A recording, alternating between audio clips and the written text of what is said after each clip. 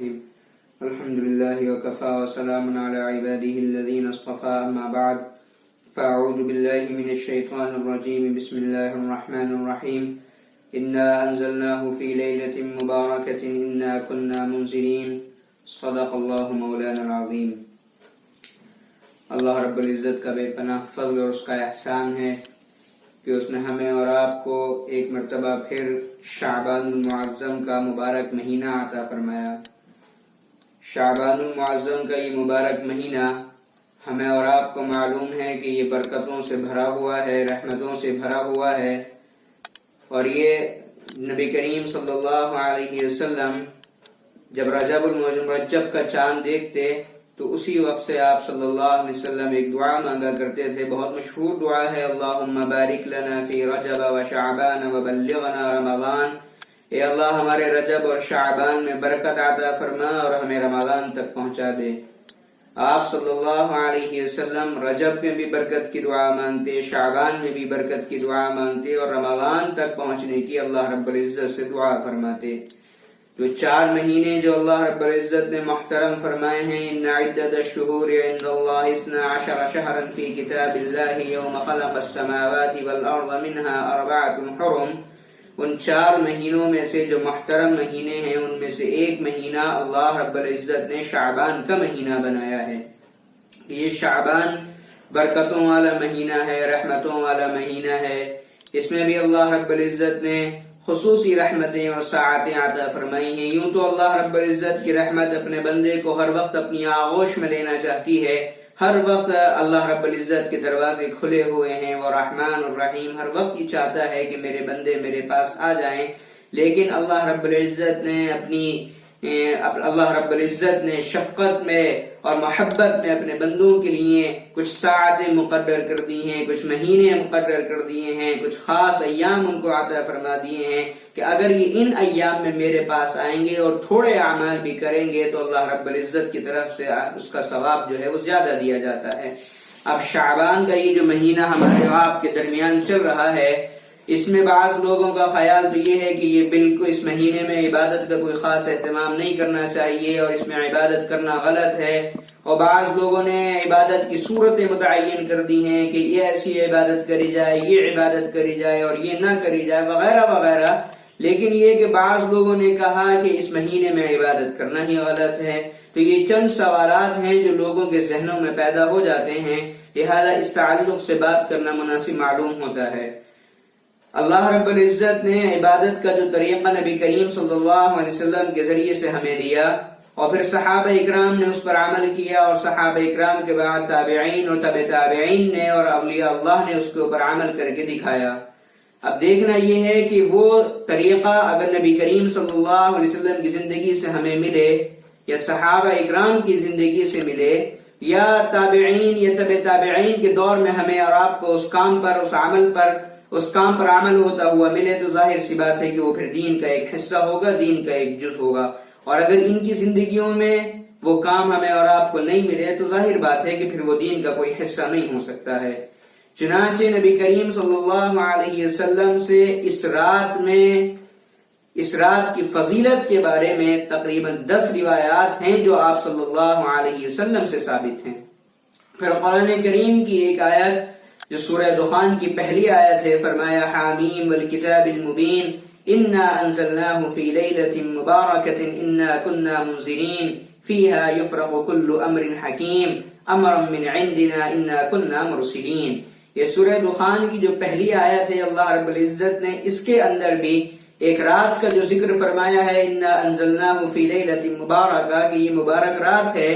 اس میں بعض مفسرین نے اسی 15ویں شعبان کی، یعنی جس کو شب برات کہا جاتا ہے، شعبان المعظم کی جو 15ویں رات ہے، اس کو جو ہے مراد لیا ہے، لیکن بعض مفسرین اس سے انکار بھی کرتے ہیں کہ شب لیلہ مبارک سے شب قدر کی رات جو ہے وہ مراد ہے۔ لیکن ایک تطبیق جو ہے وہ اس رات کے اندر مفسرین نے یہ بھی کی ہے کہ فرمایا قرآن کریم کو اللہ رب العزت نے 3 درجوں میں نازل فرمایا ہے، 3 منزلوں میں نازل فرمایا ہے۔ پہلی بات وہ ہے کہ اللہ رب العزت نے قرآن کریم کو اتارنے کا فیصلہ فرمایا، اس سے اسی 15ویں شعبان جو لیلہ مبارکہ ہے یہ مراد دی گئی۔ دوسری آیت انا انزلناہ فی لیلۃ القدر میں جو رات مراد لی گئی ہے وہ شب قدر مراد لی گئی ہے کہ اللہ رب العزت نے آسمان سے لوح محفوظ تک اس قرآن کریم کو اتارا، اور تیسرا درجہ جو ہے وہ قرآن کریم کے نازل ہونے کا، وہ پھر اللہ رب العزت نے آپ صلی اللہ علیہ وسلم تک 23 سال کی مدت میں درجہ بدرجہ نازل فرمایا۔ تو چنانچہ قرآن کریم سے بھی اس رات کی فضیلت ثابت ہوتی ہے، اور اگر کوئی نہ مانے تو اس کے لیے احادیث ہیں جس سے آپ صلی اللہ علیہ وسلم نے اس رات کی فضیلت اور اس مہینے کی عظمت کو آپ صلی اللہ علیہ وسلم نے بیان کیا ہے۔ چنانچہ حضرت اسامہ رضی اللہ عنہ فرماتے ہیں کہ نبی کریم صلی اللہ علیہ وسلم کو ہم نے جتنا شعبان المعظم میں، شعبان کے مہینے میں کثرت کے ساتھ روزے رکھتے ہوئے دیکھا، اتنا کسی اور مہینے میں ہم نے نہیں دیکھا۔ ایک صحابی نے سوال کیا، اللہ کے رسول آپ اس مہینے میں اتنے روزے رکھتے ہیں، اس کی کیا وجہ ہے؟ چنانچہ آپ صلی اللہ علیہ وسلم نے فرمایا کہ یہ وہ مہینہ ہے جس میں ہمارے اعمال جو ہیں وہ اللہ رب العزت کے سامنے پیش کیے جاتے ہیں، اور میں یہ چاہتا ہوں کہ جب میرے اعمال اللہ رب العزت کی بارگاہ میں پیش ہوں تو اس وقت میں روزے کے ساتھ ہوں۔ بعض مرتبہ تو آپ صلی اللہ علیہ وسلم پورے شعبان، پورا کا پورا شعبان جو ہے وہ روزوں کے ساتھ ہی گزارتے، لیکن آپ صلی اللہ علیہ وسلم نے امت کی تعلیم کے لیے یہ بات فرمائی کہ 15 شعبان تک یا 27 شعبان تک تو روزے رکھے جائیں، لیکن اس کے بعد چونکہ اگلا مہینہ جو رمضان المبارک کا مہینہ ہے، اور اس کے آئندہ کسی بیان میں اس بات کو میں وضاحت کے ساتھ بیان کروں گا کہ شعبان اور رمضان میں کیا گٹھ جوڑ ہے آپس میں، اور شعبان سے رمضان المبارک کو کیا خاص نسبت حاصل ہے، وہ انشاءاللہ ایک الگ موضوع ہے، اس پہ الگ تفصیل کے ساتھ بات کری جائے گی۔ تو بہرحال یہ کہ یہ شعبان المبارک کی 15ویں رات یہ خاص اہمیت کی حامل ہے، یہ عبادت کے لائق ہے، اس میں اللہ رب العزت کے سامنے عبادتیں کری جائیں، اللہ رب العزت کے سامنے رویا جائے، گڑ گڑایا جائے، اپنے گناہوں کی معافی مانگی جائے، اور احادیث کے اندر بھی آپ صلی اللہ علیہ وسلم نے اس رات کی فضیلت کو بیان فرمایا ہے۔ چنانچہ فرماتے ہیں نبی کریم صلی اللہ علیہ وسلم کہ جب نصف شعبان کی رات ہوتی ہے تو اللہ تعالیٰ اپنی مخلوق پر نظر رحمت ڈالتے ہیں، مسلمانوں کی مغفرت فرماتے ہیں، کافروں کو مہلت دیتے ہیں، اور جو لوگ ایک دوسرے کی طرف سے کینہ کپٹ کے اندر مبتلا ہوتے ہیں ان کو چھوڑ دیتے ہیں تاکہ وہ لوگ اپنے کینے وغیرہ سے توبہ کر لیں۔ چنانچہ اللہ رب العزت کے محبوب جناب محمد رسول اللہ صلی اللہ علیہ وسلم نے ایک حدیث کے اندر یہ بھی ارشاد فرمایا کہ اس رات میں اللہ رب العزت اتنے بندوں کی مغفرت فرماتا ہے کہ ایک قبیلہ تھا جو قبیلہ بنو کلب، اس کے اندر بکریاں بہت تھیں، فرمایا کہ جتنی ان کی بکریوں کے پر بال ہوتے ہیں اللہ رب العزت اس رات کے اندر اتنے میرے امتیوں کی اور اپنے بندوں کی مغفرت کرتا ہے۔ چنانچہ یہ رات خاص اہمیت کی حامل ہے، اس میں عبادت کری جائے۔ ہاں، جو ایک بات ہمارے معاشرے کے اندر پیدا ہوئی ہے کہ اس رات کو فضول کاموں کے اندر مبتلا کرنا، بائکوں سے سڑکوں کے اوپر گھومنا اور بیٹھ کر کے باتیں کرنا، یہ سب فضولیات ہیں، یہ سب کا سب غلط ہے، اس سے ضرور اجتناب کیا جائے، اس سے ضرور پرہیز کیا جائے۔ اگر یہ نہیں کیا گیا تو پھر یاد رکھیے یہ رات ہمارے لیے مغفرت کے بجائے وبال جان بن جائے گی، اور ہماری اور آپ کی اس پر پکڑ ہو جائے گی۔ اور ایک اگلے دن کے جو روزے کا مسئلہ ہے کہ 15 شعبان کا جو دن ہے اس میں روزہ رکھا جائے یا نہیں رکھا جائے،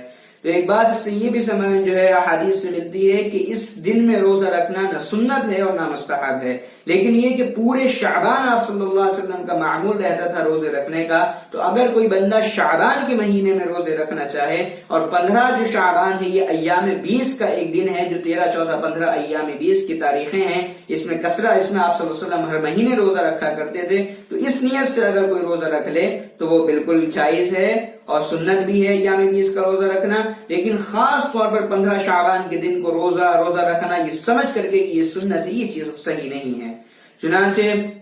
پھر ایک مسئلہ یہ ہوا کہ 15 شعبان میں جو اللہ رب العزت اتنے بندوں کی مغفرت کرتا ہے تو شیطان نے اپنا ایک حصہ لگانے کی اس کے اندر کوشش کری ہے، اور وہ کیا کری کہ 15 شعبان کے دن کو جو ہے حلوہ بنایا جائے۔ یہ کسی روایت سے یا کسی حدیث سے ثابت نہیں ہے، یہ شیطان کی ایک چال تھی کہ جب اتنے بندے اللہ رب العزت کی مغفرت کر دے گا تو میرا کیا بنے گا، چنانچہ اس نے یہ حربہ اختیار کیا کہ ان کو ایک غلط کام کے اندر مبتلا کیا جائے اور رسم و رواج کے اندر ان کو مبتلا کیا جائے تاکہ وہ مغفرت جو ان کی ہو رہی ہے وہ رک جائے۔ اسی طریقے سے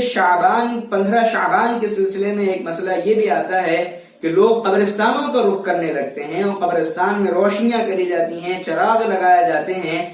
دیکھیے حضرت مفتی شفیع صاحب رحمۃ اللہ علیہ ایک بات فرمایا کرتے تھے کہ جو کام نبی کریم صلی اللہ علیہ وسلم سے جس درجہ ثابت ہو اس کو اسی درجے کے اندر رکھنا چاہیے، حد سے آگے نہیں بڑھنا چاہیے۔ چنانچہ حضرت مفتی صاحب رحمۃ اللہ علیہ فرمایا کرتے تھے کہ پوری روایات میں، ذخیرہ حدیث میں ایک روایت سے یہ بات معلوم ہوتی ہے کہ آپ صلی اللہ علیہ وسلم اس رات میں جنت البقیع تشریف لے گئے تھے۔ تو اگر کوئی امتی آپ صلی اللہ علیہ وسلم کا اس نیت کے ساتھ زندگی میں ایک مرتبہ قبرستان چلا جائے کہ آپ صلی اللہ علیہ وسلم ہی گئے تھے، تو یہ اس کے لیے جائز اور مباح ہے۔ لیکن ہر شعبان کی رات میں جانے کا اہتمام کرنا اور اس کو لازم سمجھنا، اس کو لازم اور ملزوم سمجھنا اور اس کا جو ہے بہت خصوصیت سے اس کا خیال رکھنا، یہ چیز جو ہے شریعت نے قطعاً اس کی کوئی گنجائش نہیں رکھی ہے۔ اگر کوئی اس طریقے کا التزام اور اہتمام کرے گا تو یہ چیز بھی غلط ہے۔ ہاں آپ جائیے، قبرستان کو ویسے بھی جانا چاہیے تاکہ انسان کو موت کی یاد تازہ رہے۔ چنانچہ یہ چند مختصر سی گزارشات ہیں کہ جو 15 شعبان کے سلسلے میں